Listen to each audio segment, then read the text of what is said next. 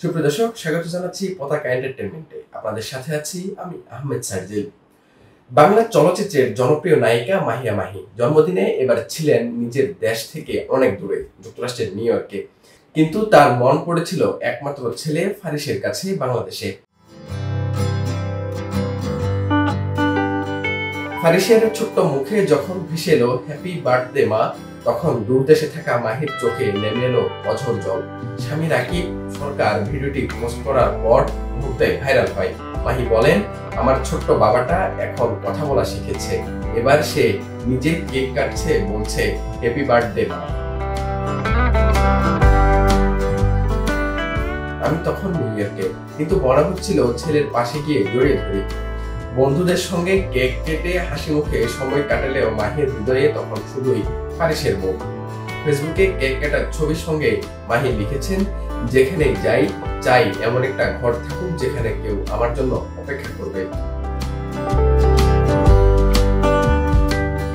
2012 সালে ভালোবাসার রং ছবির মাধ্যমে ঢালিউডে অভিষেক হয় মাহিয়ার।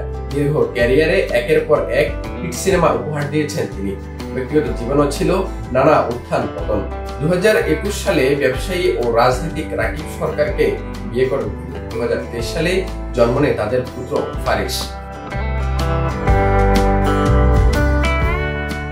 2023 সালে জন্ম নেয় তাদের পুত্র ফারিস। সম্প্রতি স্বামী সন্তানের সঙ্গে ছবি পোস্ট করে মাহি জানান, বিচ্ছেদের ঘোষণা ছিল রাগের মাথায়, আসলে তাদের সম্পর্ক এখনো অটুট। ফেসবুকে ভালোবাসার ইমোজি দিয়ে পোস্ট করা ছবিটি যেন স্পষ্ট সেই আবেগ। দূরত্ব যতই হোক, মায়ের ভালোবাসা অটুট।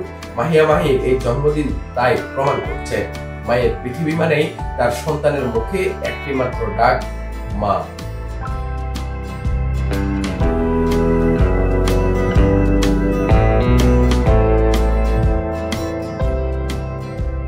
পতাকা সারথি, বাংলাদেশ।